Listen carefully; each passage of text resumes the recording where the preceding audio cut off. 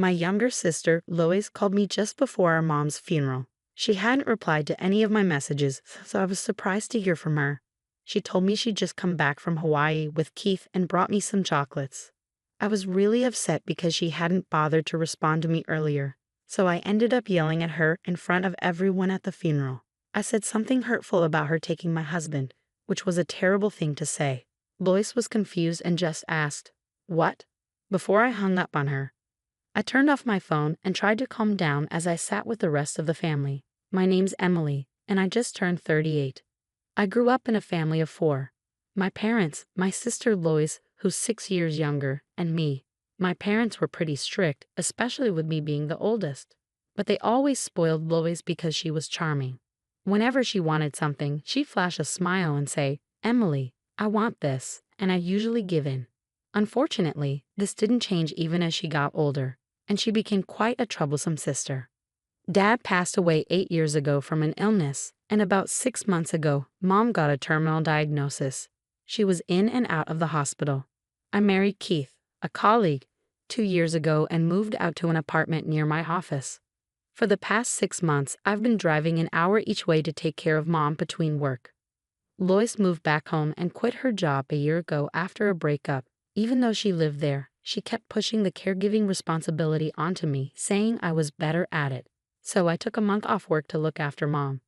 But despite my efforts, she passed away 2 days ago. And where was Lois? She'd gone off to Hawaii a week before Mom's passing. I tried to convince her to stay, but she wouldn't listen. At the funeral, after the priest finished speaking, friends and family started paying their respects. It was touching to see not just relatives, but also many of Mom's friends there to grieve. Some colleagues from my company came too. "I'm sorry for your loss," one of them said. "Thank you. I really appreciate you letting me take time off to be with my mom in her final days," I replied. "He's actually my father-in-law, the president of the company where I work. He's been really understanding about everything I've been going through and has supported me a lot." "But where's Keith? I haven't spotted him here yet." "Well, he's been overseas on a business trip since last week, and I haven't been able to reach him," I explained. "Oh, I see. I'll ask the sales manager about it," I said, trying to figure out where Keith was. Keith and I work in different departments because of the big company he runs. He's always busy with sales and often away on business trips. I tried to understand, but it was hard not having him here during such a tough time. I was worried about handling everything alone, especially with no contact from him or my sister. Meanwhile, my father-in-law made the effort to be there for the funeral. Despite his busy schedule, his support meant the world to me, and it almost brought me to tears. I had to hold him back as we rode in the limo to the crematory with the rest of the family. When I turned my phone back on, I found almost 30 voicemails, mostly from Lois. "Answer your phone. You can't just make up some ridiculous lies because you're upset that I took Keith from you," she yelled in her messages. "She took Keith from me?" I questioned, trying to recall if Lois had hinted at something like that during her call before the funeral. But I was too busy dealing with the mourners to fully grasp what she was saying. Lois and Keith having an affair? That couldn't be true, could it? I felt a sudden rush of anxiety and confusion. Was Keith really on a trip with her? As I hurriedly checked the voicemail, I found several messages from my husband. "I'm so sorry, but you're strong. You can handle this on your own. But Lois, I need to be there for her. We need to end things," he said in a message that felt like it came from a soap opera script. Hearing those words, I couldn't help but mutter, "I wish I hadn't heard that." Finding out that my husband and sister were having an affair and enjoying themselves in Hawaii during my mother's funeral felt like a cruel blow. "You need to come right away if you want to say your final goodbye to Mom. We're already heading to the crematory," I reluctantly informed my sister over the phone. "That's not funny. Stop lying. You're just bitter because I took Keith from you," she shot back. "But it's true. You must be upset about losing your husband." "Yes, he's the next company president and wealthy." "I get it, Emily, but there are lies and then there are terrible lies. You're an adult. You should know better," she retorted. "I never thought I'd hear that from you," I replied. I was surprised, though. I had no idea that you and Keith were cheating. I could almost hear the smirk in Lois's voice. She'd always loved playing tricks on me since we were kids and would laugh when I fell for them. I sighed in frustration. "Anyway, this isn't the time for this. If you want to say your final goodbye to Mom, come now, I urged. I'm tired of that lie. So why do you have cheese? Lois asked abruptly. Ask his father, I replied, throwing the question back at them. I could hear them discussing on the other end, probably caught off guard by me bringing up his father. Eventually my husband, who seemed to be with Lois, took the phone. Emily, is that true? He asked. If you don't believe it, do whatever you want. I'm hanging up now, I stated firmly before ending the call. Soon we arrived at the crematory. It was my last chance to say goodbye to Mom, and my mind was in turmoil with the whirlwind of emotions from the past few days and the pain of losing my mother. I felt lost and overwhelmed, tears streaming down my cheeks. Seeing me like this, one of my relatives comforted me, saying, Your mom would surely be grateful to you, Emily, for taking such good care of her until the end. I stood in front of my mother's casket, bidding her my final farewell. Mom, thank you for everything. I'm going to miss you so much, I whispered. Just as her casket was being carried out for cremation, there was sudden commotion. Wait a minute. Where's Mom? My sister and husband burst in, their voices loud and frantic.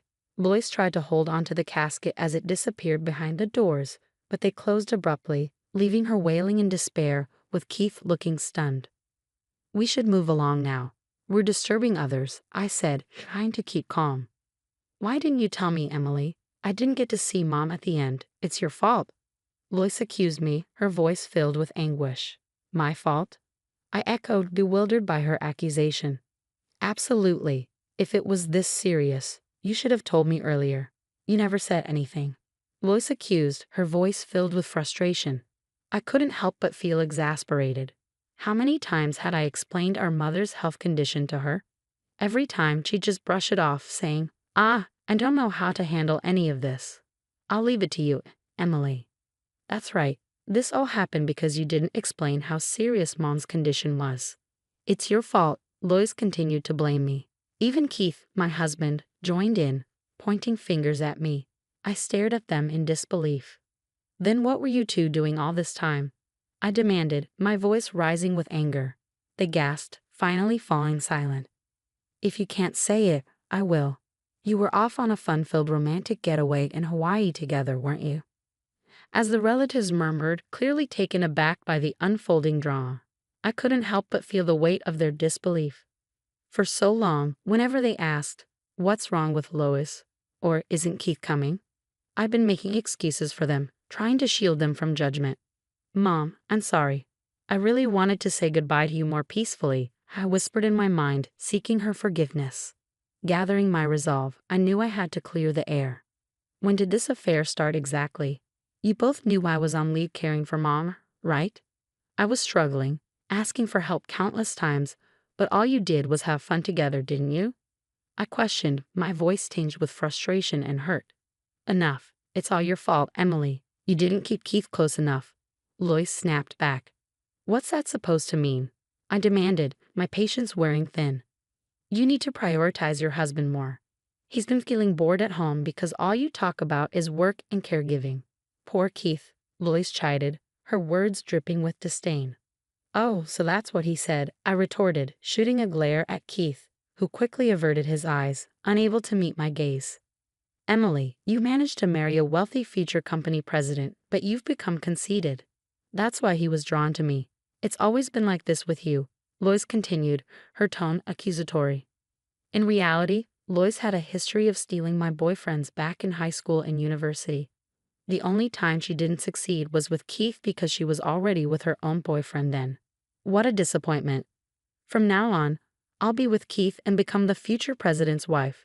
So break up with him, Lois demanded. Fine, you can have Keith. I'll divorce him, I declared, my resolve firm. By then, I was beyond caring. When I decided to marry Keith, I had no clue he was the president's son. He worked at a regional branch and later joined my department at headquarters. Keith was charming, easygoing, and quickly became part of our team. As we grew closer, I developed feelings for him. We started dating, and when he proposed, I was thrilled. It wasn't until I visited his parents' house that I learned his father was the company president. It was quite a shock. So promise me you won't come back later begging to avoid the divorce, Keith pleaded. I won't do that, I assured him. Are you really sure about leaving me? He pressed. Yes, I am, I replied firmly. If you leave me, no man will want to marry a workaholic like you. You know that, right? He warned. I'll live my life as I please on my own terms. But for today, please just say your final goodbye to Mom properly, I pleaded with him. Keith and Lois exchanged knowing looks, smirking as if they had won some sort of victory. The relatives watched on, their brows furrowed, clearly disturbed by the unfolding situation.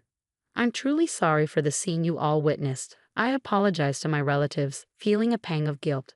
I heard Lois whispering to me, always playing the good girl. I hate this about you. I've tolerated a lot from her because she's my younger sister, but I've had enough. I won't consider her family anymore. I'm divorcing Keith, and now I feel like I have no family left. All I can do is prepare myself for that reality. I bit my lip, feeling the weight of it all. 2 weeks have passed since then. I moved out of the apartment I shared with Keith, packed up everything, and settled into a new condo near the office. I've even put my parents' house up for sale. There's nothing left tying me to the past. Lois has moved in with Keith as I moved out. Keith and I have already finalized our divorce papers and submitted them to the courthouse. I'm sure they're happily starting their new life together now. Now that I'm done with Mom's paperwork, it's time for revenge. Watch over me, Mom, I whispered to her portrait, a determined smile on my face. Enjoy your honeymoon phase while you can, you too. The next day, as I went back to the office to sort out my job reinstatement, my phone buzzed incessantly with voicemails piling up. Hey, what's happening? We're divorced, right? Why am I being asked to pay $30,000? Keith's voice sounded confused and agitated. Worried they might show up uninvited at my new place, I suggested meeting at a local diner to discuss. Once we sat down, Keith was furious, practically frothing at the mouth. I got some legal document. What's going on? We're already divorced, aren't we? He yelled. Exactly. I'm just as confused. Lois chimed in, equally puzzled. I had instructed my lawyer to claim $40,000 from Keith as my share of the property and $30,000 from Lois for her portion of our mother's medical care coverage. The documents must have arrived at their places.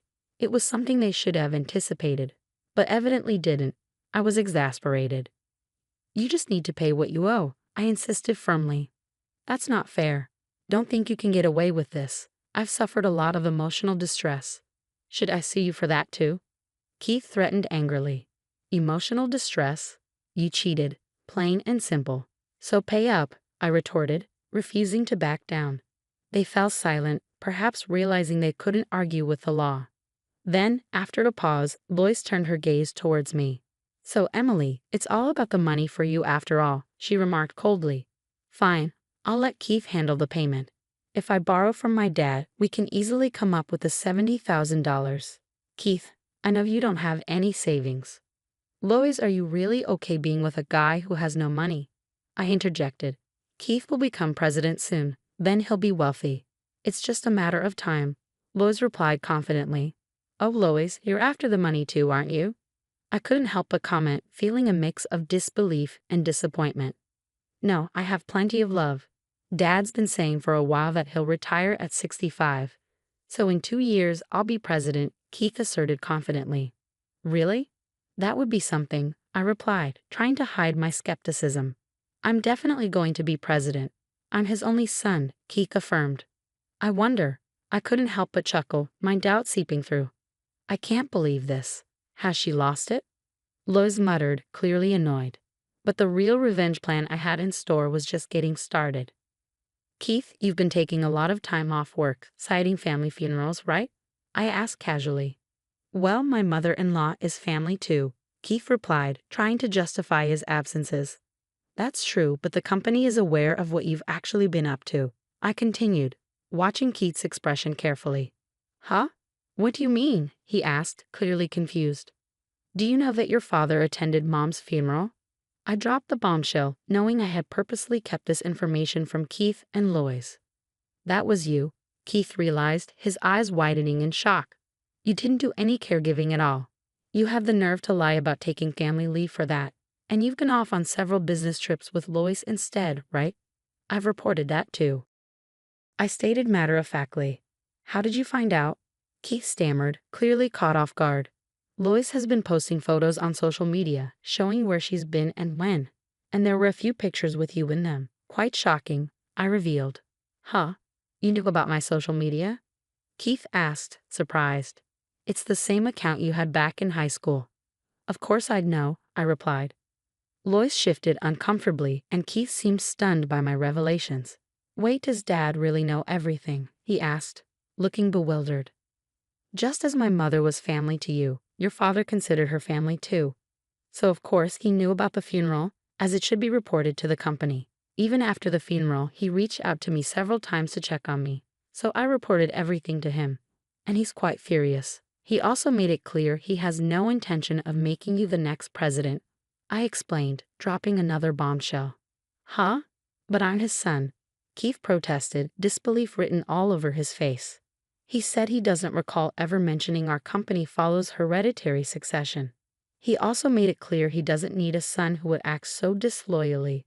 I informed them, relishing their shock. So Keith won't be the president? Lois asked, her voice filled with disbelief. As I watched their pale faces, I decided to push them even further. And just so you know, I'll be taking over as president starting next month. Huh?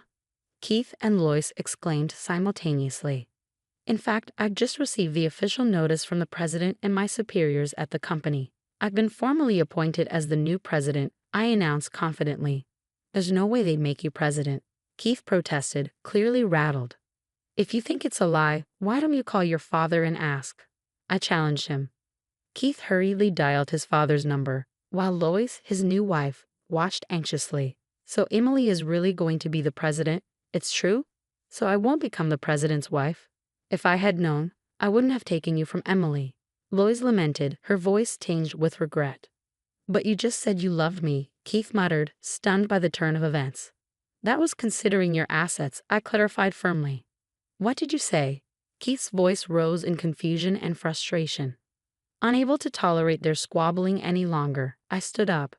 If you two want to argue, do it somewhere else. And I'll be expecting the payment. Thank you.